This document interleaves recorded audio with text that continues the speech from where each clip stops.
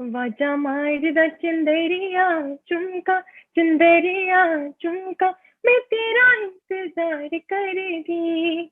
You guys are listening to Radio Sangam with Saj Malik and Kiranee. Keep it locked in. Right, good afternoon, Kiranee. How you doing? Hello. You okay? I'm very well, thank you. How are you? Good, not bad. Welcome to Radio Sangam. We're going to be having a little bit of a chit chat with Kiranee this afternoon. We're going to discuss what you've been up to, what you're planning on doing, what's going on, all that kind of stuff. So if you can just tell us a little bit about yourself to start off with. You're originally from London, but you now live and work out from Mumbai. So if you can just tell us a little bit about yourself, where you grew up and that kind of stuff.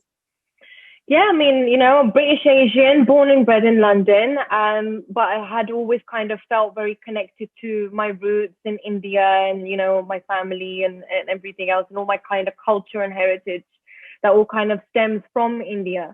And just very naturally through the course of music, I came back here for a holiday to meet up with some friends and see how they were doing. And, you know, in the space of that holiday, my life just kind of changed. I decided that I wanted to move here. Felt very free creatively, felt like I could just start my life again and completely focus 100% on music. And I moved to India in 2017. So it's been about 3.5 years now, on and off, I've been here. Wow, that's brilliant. A lot of people, when they go on holiday, they tend to go back and get like a summer job, but it turned out to be a career for you. Yeah, it did. Brilliant. I mean, the thing is, it's a great environment to be in. I think when you do something creative or when you just do something that you're very passionate about, you have to follow wherever that passion is. You have to follow your heart, and my heart led me here. Yeah. So, yeah. Yeah. Your first track, Tere Bil Nijina, with Rishi Rich, it was a big hit. I actually like the song myself. I like that track. Is it true it was the fastest selling on iTunes charts? For a British Asian female, yes. Yes, it was. It was the first. Sorry, I was just going to say it's a great achievement. Yeah, it was, you know, I think back in those days, I mean, even for myself, coming out as a very shy newcomer in the music industry, you know, with all these kind of heavyweights around me, for me as well, it was a very surreal moment, having even that record release. And to be honest, we didn't do a video for it because my voice and my tone is very different.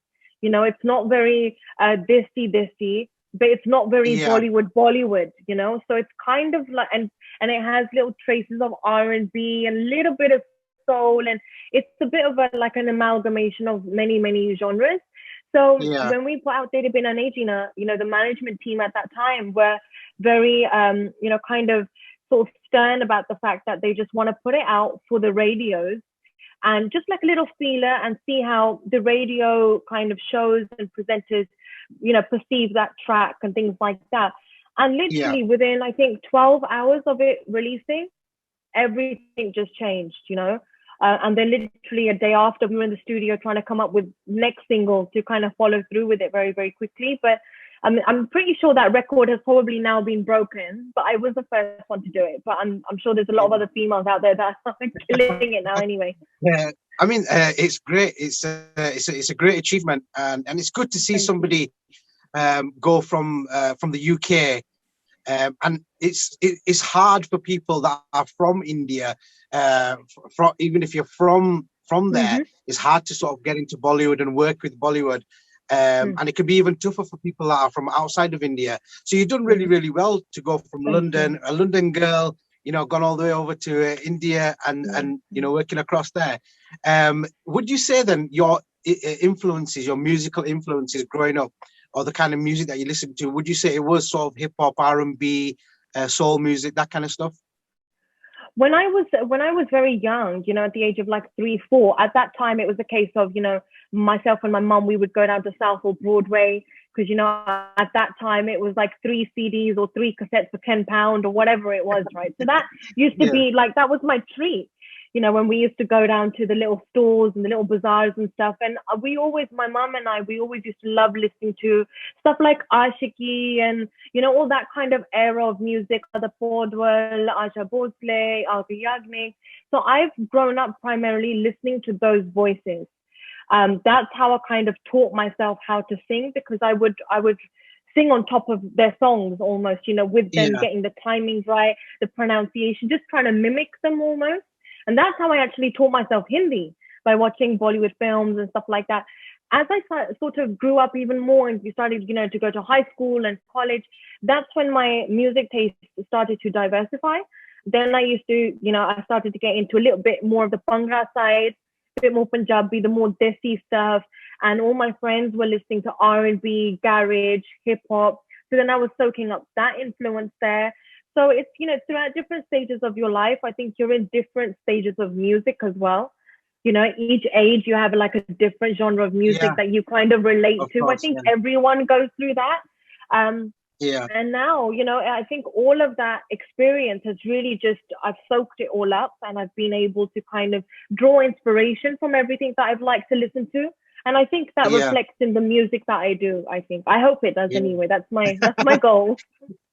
Yeah, well, I grew up on hip hop. I used to listen to hip hop as a kid, as a youngster, and in hip hop they always sample like jazz. And I found later on in life I found this love for jazz music. We always associated jazz music with old people, and it's so true. But it's true. Your musical taste, they do develop as you get older, as you grow. And you can appreciate good music as well. You also write music as well, Kiranee. Surprisingly, you write stuff in English, Hindi, Punjabi. What's your what language do you speak at home with your family, and what languages have you learnt? At home with my family, I speak English. My mum did go through a phase of trying to force everyone to speak Punjabi. So, she would say something in English and we would have to respond in Punjabi and stuff. But I mean, when I was younger, I went to Punjabi school. I did all that kind of stuff. I spent a lot of time with my grandparents and other family members. So I really picked up the Punjabi from there. But at home, primarily in our very primary unit, it's English. But with my grandparents, it's Punjabi. But primarily English. No one speaks Hindi in my family. I mean, we're a Punjabi family, so we only speak Punjabi. But Hindi I picked up via watching films and pretending I'm in the film, just like how every youngster has kind of done that. But that's how I learned Hindi. And I think in terms of writing, I'm actually very comfortable writing in Punjabi, but I am more comfortable singing in Hindi. English is just it's like second nature. English to me, when you're writing an English song, it's like writing a poem. And I've always been quite intellectual and intelligent with poetry and literature. And, I love Shakespeare and all that kind of stuff. And I did that as A-level. So English writing, when it comes to music, for me, is just like writing a sonnet or a poem or something. But Punjabi and Hindi is a little bit more difficult, though they are quite similar. But I have my days when I kind of prefer one over the other. Well, it's a बहुत बढ़िया गल है फिर मेरा ख्याल है एक सवाल तो जरूर एक पंजाबी विच होना चाहिए एक ਤੁਹਾਨੂੰ ਖਾਣ ਲਈ ਕਿਹੜੀ ਡਿਸ਼ ਪਸੰਦ ਆ ਸੌਰੀ ਖਾਣੇ ਵਾਸਤੇ ਖਾਣ ਲਈ ਕਿਹੜੀ ਡਿਸ਼ ਪਸੰਦ ਆ ਖਾਣ ਵਾਲੇ ਡਿਸ਼ ਕਿਹੜੀ ਪਸੰਦ ਆ ਮੈਨੂੰ ਬਟਰ ਚਿਕਨ ਬਹੁਤ ਪਸੰਦ ਆ ਮੇਰੇ ਸਭ ਦਾ ਫੇਵਰਿਟ ਆ butter chicken and garlic naan butter chicken garlic naan bas that's it Tika. Tell me a little bit about the track Chandra Chumka. So Chandra Chumka was a song that Rishi and I had kind of really wanted to put out ourselves, and we made it in the studio in 2000. Actually, we made it in Manali. I don't know if you've heard of a place called Manali. Manali is in Himachal Pradesh with all the mountains and everything, and it's very beautiful. We went there in 2018 with Sunny Deol's team because Rishi was working on Pal Pal Dil Ke Paas. So Sunny Deol kind of got all the camps together and took us to Manali to make the music there. And whilst I was there assisting Rishi with the music for Pal Pal, we came across this old folk song. actually by an artist called Mala, who's a Pakistani singer, and it's from the I think it was released in 1905. Like that's how it's very, very folk. It's very traditional, Right. and it's one of those Pakistani gems, which is just like a diamond in a rough. And if you know your music and you love to research about music and the origins of music, you'll know what song I'm talking about. It's by a beautiful, beautiful artist called Mala. It was then covered many years later by Surinder Kaur. Sorry, not Surinder Kaur, Narendra Kaur Biba, Okay. Kanu Marda.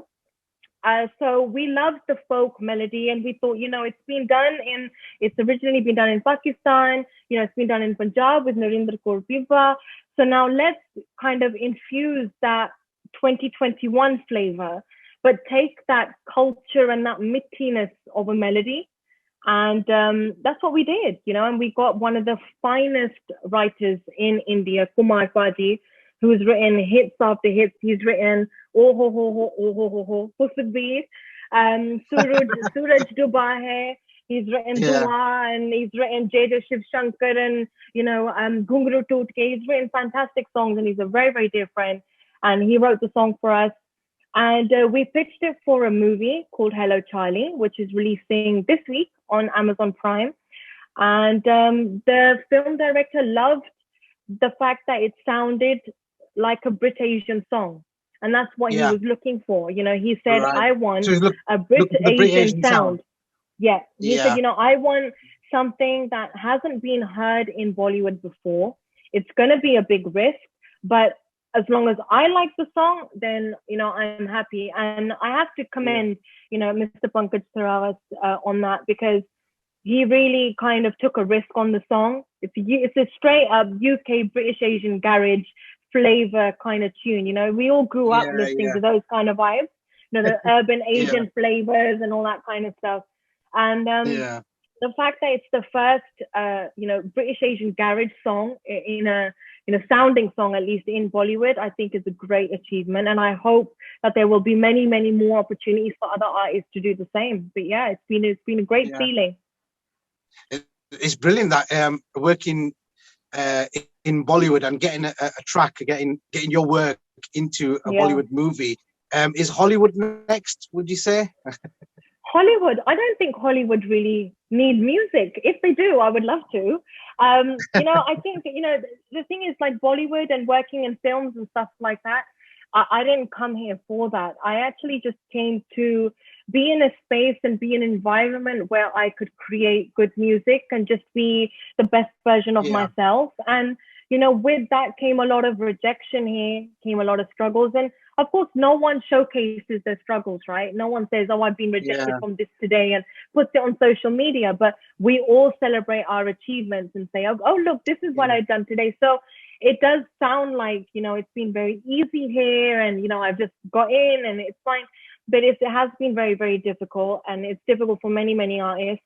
I think I'm very, very lucky that when I meet certain directors, they know what they want. And sometimes I'm not the kind of artist that sounds right for their vision.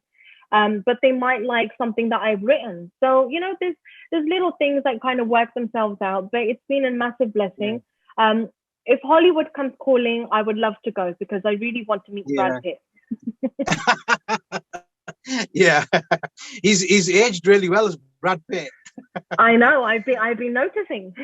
Yeah, I saw a meme the other day comparing him to Faraj. Oh God! I think he's like a year older than Faraj, and Brad Pitt still looks good. Wow. But we won't go into politics. If you could, Kiranee, if there's some advice or a piece of advice that you could give struggling artists or somebody, an aspiring artist who wants to get to maybe where you are, would you be able to give them some sort of motivational advice or some sort of advice? I think, a couple of things that I've really held close to me is be true to your art, whether you write or you sing or you produce or whatever it is that you want to do in life. And this doesn't always only go to artists. If you want something and you know that you can do it and you're good at it, and you're not hurting anyone in your path, on your journey to actually get somewhere, then go ahead and do it. Do it with everything you've got. There's always got, especially in our community and in our culture, people are very quick to say no. And, I nahi kar sakti ho, oh nahi kar sakta. Everyone is very quick to say, don't do that. And it's actually much harder to stay against the grain and do something different. I have done that, and it's been very difficult for me. But I've really sort of soldiered through the harsh storms and the cold winters. And, I have managed to get where I am, but it's taken a lot of years, and as long as you believe in what you're doing and you've got that time, that focus, then anything is possible, I think. And also, don't change yourself. I was speaking to a friend of mine today, and I was saying I'm scared with how many artists are now coming into the industry or are in the industry, especially females who are getting so much cosmetic surgery to their face. And I think it's one thing, like we all use social media, we all use filters, and it's fine. Filters are fun and it's cool, whatever. I use filters, it's great. But going into a cosmetics, kind of surgery and actually life altering your face to fit into the music industry, that I think it's people shouldn't feel like they need to do that, and people shouldn't do that. I don't think anything is worth that. Stay true to yourself, stay yourself, be you, be real, and just work hard. Just work hard. Be yourself. I mean, look at me, I wear glasses, I speak Punjabi, Hindi, English, but I sing so beautifully sometimes, but I don't talk how I sing. I'm not exactly what people would say, the kind of perfect artist, what people are looking for, And, I would always trade my heels for joggers. Like, I love my Adidas tracksuits and all that kind of stuff. So, and the thing is, I've been told, you can't wear this, you can't do that. And I'm like, but I'm going to stay true to who I am. I'm not hurting anybody. I'm just being myself. And at the end of the day, if I'm ever going to get anywhere, my voice will carry me. My talent will carry me. And if I'm not good, then I won't go anywhere, right? So I think that's it. Just that's a great bit of advice there. Thank you so much. If when you look at the Asian community or growing up in an Asian family, sports, music, entertainment, arts, careers are never really encouraged or pushed, or there's no faith in them or belief that they'll provide you a good income. If Kiranee wasn't doing music, if you weren't doing what you love, if you weren't doing music, what would you have? What career path would you have chosen? I would have stayed with my criminal law that I was doing. I mean, I went to university. I graduated in law. I got a really substantially quite a good degree, despite the fact that I was touring and doing all the Mela shows at the same time and everything. And they'd have been an 18, I came out.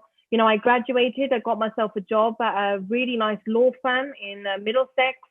And I worked my way up the ranks for 6.5 years, and I was a criminal defense paralegal advocate. I had my own cases, I had my own clients, and I loved law just as much as I love music. Leaving that after 6.5 years to pursue a career in music was the hardest decision I've had to make. And if I ever, do feel like, okay, it's enough with music, I will always go back to law. I will always go back to law. Yeah, definitely. There was a slight glitch when you said I was a criminal, and then there was a glitch there. I was not a criminal. I was not a criminal. If anyone's listening, I thought I was about to get a world exclusive there about Kiranee's previous criminal past. No.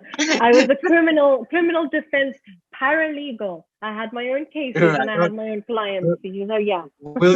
Let's just clear that. We'll just make that sure. Make sure that's clear. Kiranee, tell me a little bit about Break the Noise Records and what that means to you, and what's the ethos behind Break the Noise?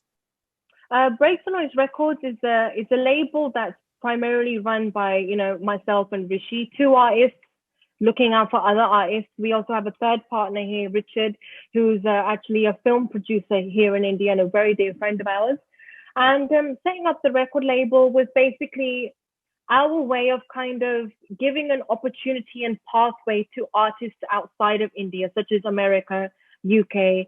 And that's what we've been doing. Each release we've been working with an artist from India, but also fusing them with an artist from London or America, whatever it is.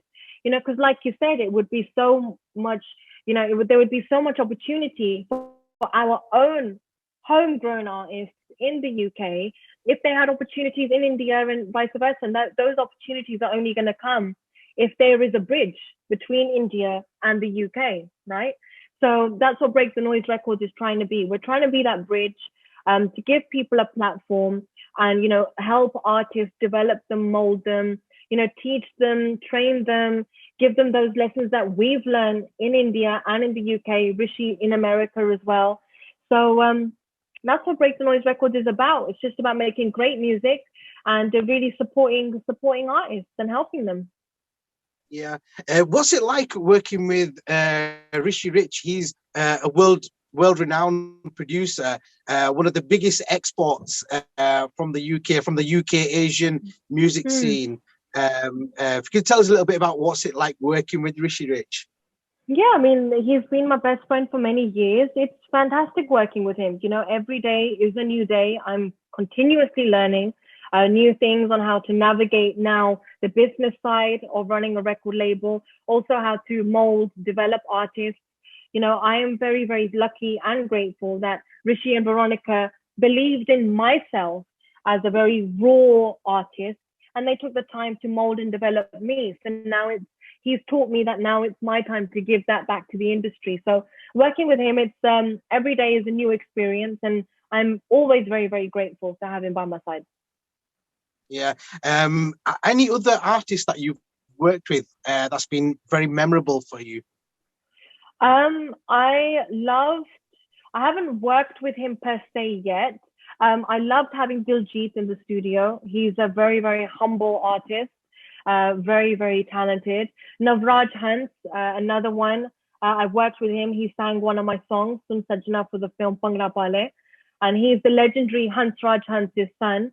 And his voice gives me goosebumps all the time. And there's been quite a few legendary artists. Obviously, Jay. I used to queue up outside HMV on, South of Broadway, trying to get an autograph by Rishi and Dougie and Jay. And now, we work together on Nakre, and there's more coming. So Jay has been quite a pivotal moment for me as well. And they're all legends in their own right. They're all great to work with. So I'm very happy. Is there any music that's on its way out or in the pipeline for the future, or any collaborations? Yeah, for sure. There's so many. I mean, we've literally just been focusing all of our resources and time on the record label. It just so happened that we had a record label release one day, and then the day after, the film song My Chandaya Chumka track came out with Don and Rishi. So it's been really full on the last couple of weeks. But we are in the studio consistently making new music, making new content, and we should be coming up with our next single in next 3 weeks for the label. What's the name of the track? I can't tell you that. Primarily because we haven't decided yet. We do things very, very last minute at Break the Noise Records.